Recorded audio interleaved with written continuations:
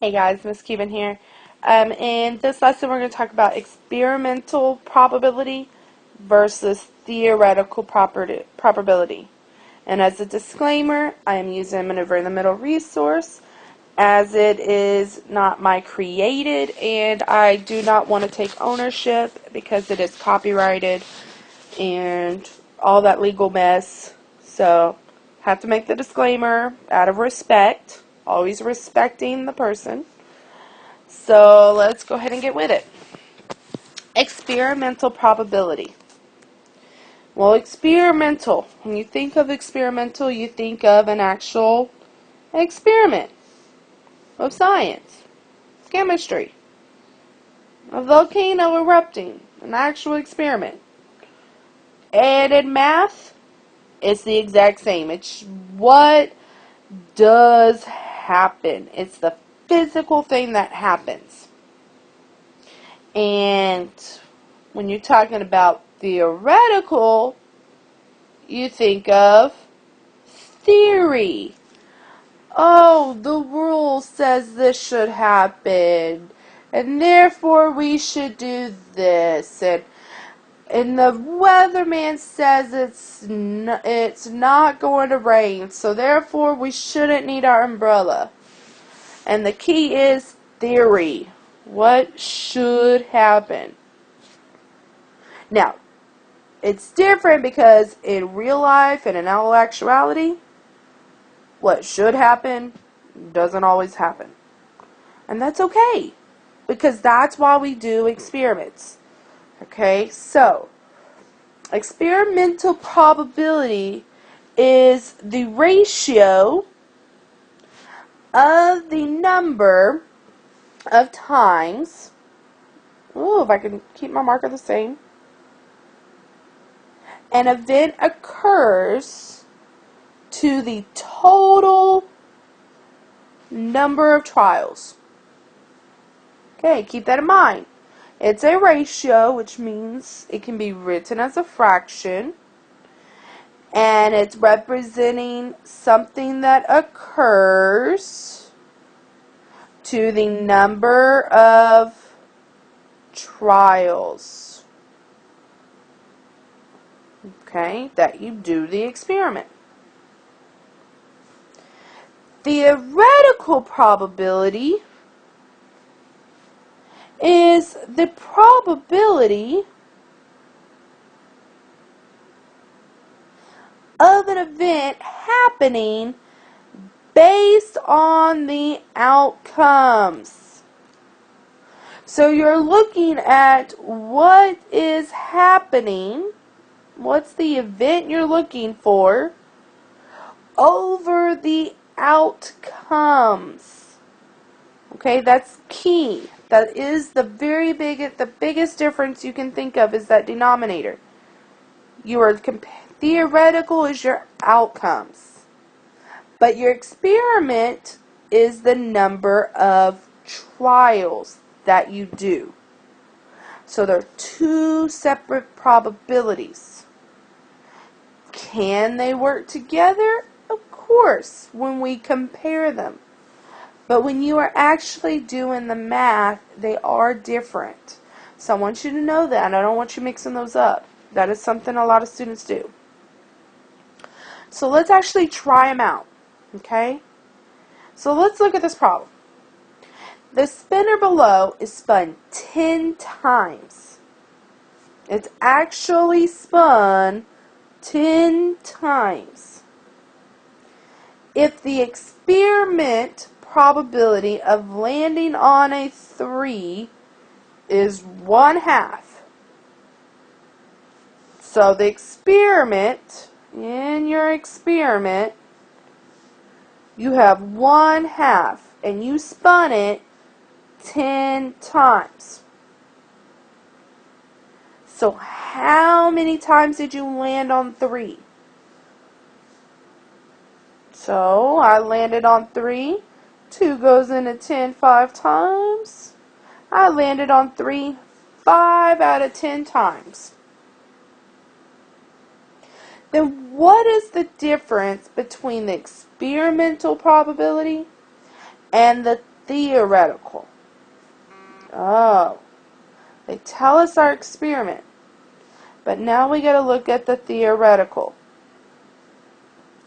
Theoretically, there is only 1 3 out of 3 spaces. So there's 1 3 out of 3 spaces. So, what is the difference? The difference tells us, well, we gotta kind of subtract them. So let's subtract them. Let's take your 1/2, and we're going to take away 1/3. And so, when I do that, I know I need to have the same denominator. So, 2 and 3 have a 6 in common as a multiple. 2 goes into 6 3 times. 3 times 1 is 3. 3 goes into 6 2 times. 2 times 1 is 2. Then I'm going to subtract, and I get 1/6. So 1/6 is my difference. Okay? So I have to know what my experiment is talking about before I can check my theoretical. Did I need to know that 5/10 is the equivalent? In this situation, I did not. But in future situations, if you are reading an experiment, you can't just say 1/2 if you spun it 10 times. So you have to try to, the way I make that equivalent fraction is to help us understand that 5/10 is equal to 1/2, and I landed on 3 5 times out of 10. Okay? Let's try another problem. A fair coin is tossed in the air 3 times. Okay, so let's say the first time I could have a heads or a tails. The second time I could have a heads or a tails, or a heads and a tails. And the third time I could have a heads tails, a heads tails, a heads tails, or another heads tails. So I have a total of 2, 4, 6, 8 outcomes. So a fair coin is tossed in the air 3 times. And my experiment says that I land on tails 2 out of 3 times. What is the difference between the experimental theoretical probability?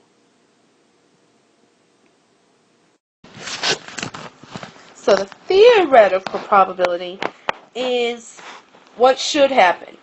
Well, there's only 1 head, 1 tails, and if I count my tails up, I have 1, 2, 3, 4, 5, 6, 7, but I have 14 total different outcomes going on, so that's 1/2, and when I look at my total outcomes here of 8, I have 1, 2, 3, 4 out of 8. No matter how you look at it, it's 1/2 because tails is half of a coin. So now, difference, I'll subtract. I have 2/3 and 1/2. I know that 2 and 3 times each other is 6. And then I know that 2 times 2 is 4. 3 times 1 is 3. And I know that 4/6 minus 3/6 is 1/6. So my difference in my probabilities is 1/6. Okay, so I hope this helps explain theoretical and experimental probability. The big difference is that theoretical is what should happen. So it's the actual event, what you were looking for the total outcomes. And the experimental is your what actually happens, and it's the event that you're looking for the number of trials. How are they similar? Well, they're both ratios. They both compare. They're both talking about events. And they're both written as fractions. And there's so many more things you can add to this Venn diagram that could help explain, compare, contrast, experimental versus theoretical. Enjoy, guys. Have a good day, guys. Bye.